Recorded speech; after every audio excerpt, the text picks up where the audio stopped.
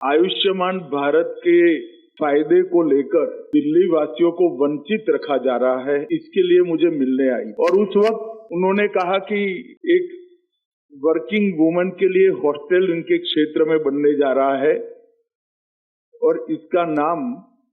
सुषमा भवन रखा जा रहा है। तब मैंने कहा था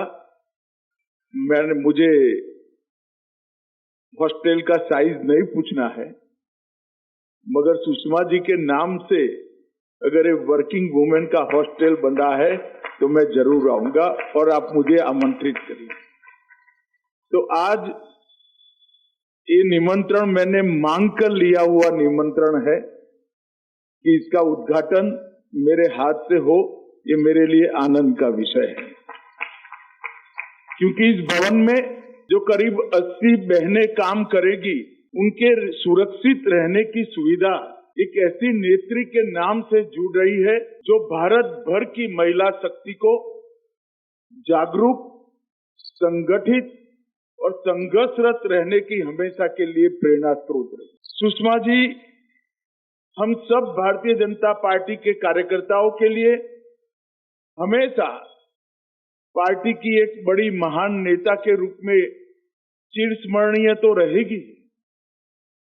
मगर भारत के संसदीय राजनीति के इतिहास में सुषमा जी एक ऐसी व्यक्ति है जो एनडीए 1, एनडीए 2 दोनों सरकारों में महत्वपूर्ण विभागों की मंत्री रही, परंतु सुषमा जी को विदेश मंत्री या स्वास्थ्य मंत्री के रूप में इतिहास नहीं जानेगा। सुषमा जी को इस देश का लोकतांत्रिक इतिहास एक संघर्ष करने वाली विपक्ष की नेत्री के रूप में हमेशा याद है। सुषमा जी ही थी जिन्होंने यूपीए 2 के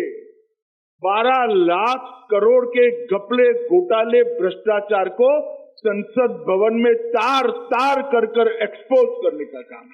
विपक्ष का नेता का पद कितना महत्वपूर्ण होता है लोकतंत्र में, इसके जब उदाहरण दिए जाएंगे तब सुषमा जी को जरूर याद करना पड़ेगा। और मैं तो चाहूंगा कि सारे विपक्ष के नेता इनके कामकाज का अध्ययन करें और अपने आप को उस रास्ते पर चलाने का काम करें। सुषमा जी ने इमरजेंसी के बाद से ही भारतीय जनता पार्टी के साथ काम करना शुरू किया। पूरे देश भर में महिला सशक्तिकरण के लिए एक आह्लाद जगाई। भारतीय जनता पार्टी के सिद्धांतों,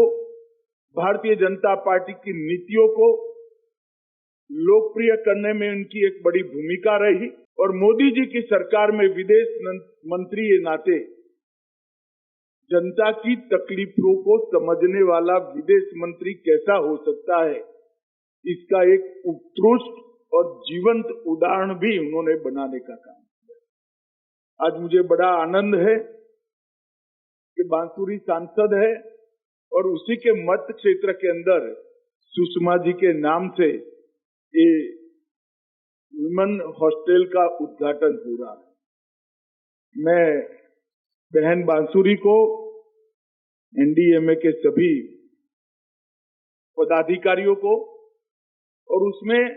जो रहकर सुरक्षित रूप से अपने कैरियर को शेप दे पाएगी, वो सभी बहनों को बहुत बहुत बधाई और शुभकामनाएं देना।